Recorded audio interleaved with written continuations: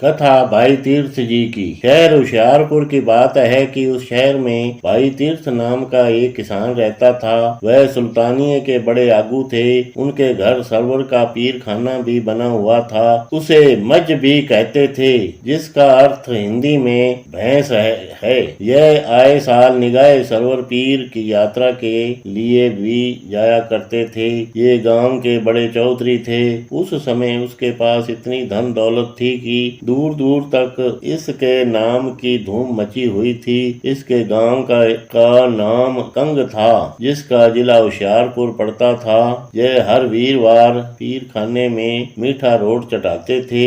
यह एक बड़ा जत्था लेकर प्रचार के लिए निकलते थे। भगत जनों, इसकी पूरी कथा इस तरह है, सभी प्राणी ध्यान से सुने। एक दिन की बात है कि जब वह अपने गांव में वापस आ रहे थे तो इन्होंने अमृतसर में गुरुजी की रहनी बहनी सुनी हुई थी कि गुरुजी अपनी संगतों से किस स्वभाव में पेश आते हैं। तो उस समय इनकी इच्छा हुई कि जाते जाते गुरुजी के दर्शन कर लें। जब वे अमृतसर में पहुंचे तो इनका वहां ऐसा दिल लगा कि वे वहीं के बनकर रह गए। उसके मन को इतनी शांति मिली कि उसका वहां से जाने को भी दिल न किया। कुछ समय अमृतसर में रहने के बाद एक दिन की बात है कि तीर्थ ने गुरुजी के आगे अरदास की कि मुझे भी सिक्खी का दान बख्श दें। तीर्थ की बात सुनकर गुरुजी ने फरमाया, सिक्खी के ऊपर सिक्खी नहीं रह सकती। पहले जो सिख मत के उल्ट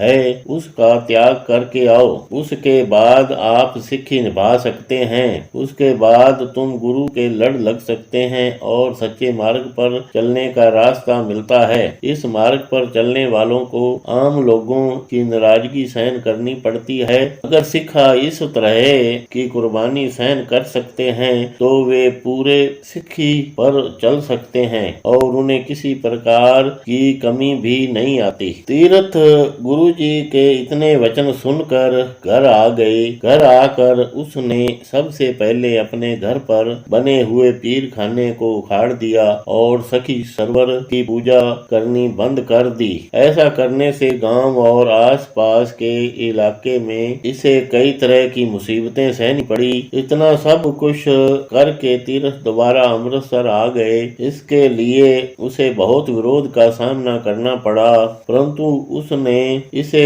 कुछ भी न समझा। एक समय तो इस पर इतना गहरा संकट आया कि अपने घर का खर्च चलाने के लिए इन्हें घास तक बेचना पड़ा। यह खेतों में चले जाते और घास काट कर शहर में लाकर बेच देते थे। घर में इतनी आर्थिक तंगी के बावजूद भी अगर कोई इनसे कुछ लेने के लिए आ जाता तो वह खाली हाथ न जाता। आप सिमरन सेवा में इतने लीन रहते थे कि अपनी सुध बुद्धि ही खो जाते थे।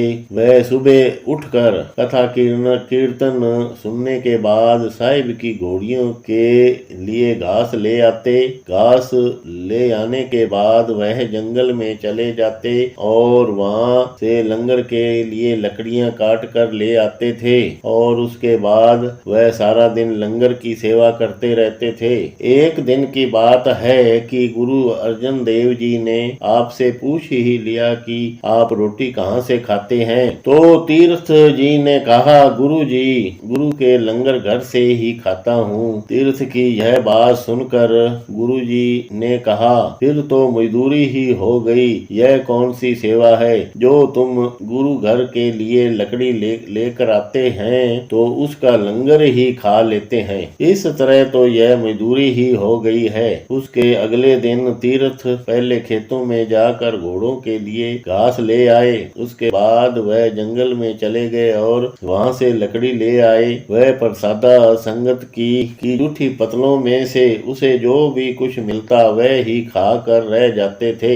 एक दिन फिर गुरुजी ने पूछ ही लिया, तीर्था, सेवा तो बहुत करते हैं परंतु प्रसादा कहाँ से खाते हैं। गुरुजी की बात सुनकर भाई जी ने कहा, गुरुजी, जो संगत की पतलों में से बचा कुचा मिल जाता है वही खा लेता हूँ। तीर्थ की यह बात सुनकर गुरुजी ने फरमाया, तीर्था, यह कैसी सेवा है। आप तो कौओं और चिड़ियों के पेट में लात मार रहे हैं। यह बचा हुआ खाना तो उन पशुओं और पक्षियों के लिए होता है, इसलिए यह उनके पेट पर लात मारने वाली बात हो गई है। उसके बाद तो तीर्थ अपनी कीर्त कमाई करने लगे। गुरु घर में लकड़ी पहुँचाने का काम उसका उसी तरह ही चलता रहा, उसमें कोई फर्क न आया। एक दिन की बात है कि एक दिन जब तीर्थ जंगल में लकड़ी तोड़ने के लिए गए हुए थे तो वहां उसे बारिश और अंधेरी आ गई।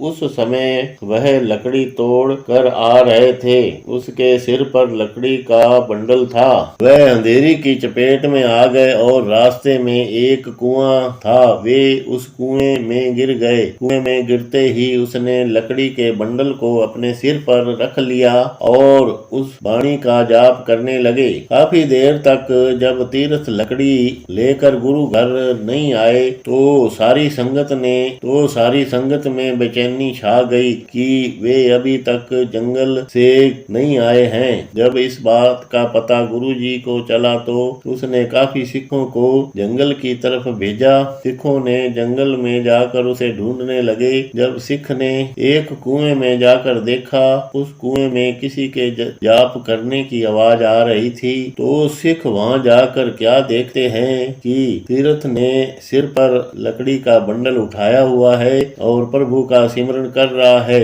जब इस बात का पता गुरु अर्जन देव जी को चला तो वे वहां से नंगे पैरी ही चलकर तीर्थ के पास आ गए। कुएं के पास पहुंचकर सेवकों ने उसे बाहर निकालने के लिए रस्सा फेंका और कहा कि आप बाहर आ जाओ। संगतों की इतनी बात सुनकर तीर्थ ने कहा कि पहले लकड़ियों को बाहर निकालो जो मैं गुरु घर के लंगर के लिए लेकर आ रहा हूँ, उसके बाद मुझे बाहर निकालो। संगतों ने इसी तरह ही किया। उन्होंने पहले लकड़ियों को बाहर निकाला और उसके बाद तीर्थ जी को बाहर ले आए। भाई जी की इतनी श्रद्धा देखकर गुरुजी ने उसे अपने गले लगा लिया और कहने लगे, भाई जी मांगो क्या चाहिए। आगे से भाई जी ने हाथ जोड़कर कहा, हे सतगुरु जी, आपने पहले ही मुझे बहुत कुछ दे दिया है, अब मुझे और किसी चीज की जरूरत नहीं है। गुरु जी ने दोबारा वचन किया, भाई जी मांग लो जिस चीज की जरूरत है। गुरु जी का वचन सुनकर भाई तीर्थ जी ने बड़ी ही निम्रता से कहा, सच्चे पातशाह जी, एक विनती है। कलयुग का समय बहुत भारी है, अपने सिखों से इतने इम्तिहान न लिया करें। आगे चलकर सिखों से इतने इम्तिहान नहीं दिए जाएंगे। दया करो, मेहर करो, हमेशा आपके चरणों में बना रहूं, सदा सेवा और सिमरन में लगा रहूं। भाई जी के इतने वचन सुनकर धन धन गुरु अर्जन देव जी महाराज ने कृपा करके वर देकर गुरु जी को गुरु घर आ गए और उन्हें यह वर दिया। भाई तीरथ जी ने सारा जीवन निम्रता के साथ सेवा सिमरन के लेखे में लगा गए। उसने हमें को कभी भी अपने पास नहीं होने दिया। दुआबे का यह सखी सरवरिया का मुखी भाई तीर्थ गुरु अर्जन देव जी के साथ ऐसा जुड़ा कि वह सदा के लिए अमर हो गए। यह कथा जो भी प्राणी पढ़े या सुने, इस कथा से हमें यह शिक्षा मिलती है कि निम्रता और प्यार से गुरु घर की सेवा करते रहें, नाम जपते रहें, उसका फल वह आप ही देने वाला है, उसकी चिंता न करें। वाहेगुरु।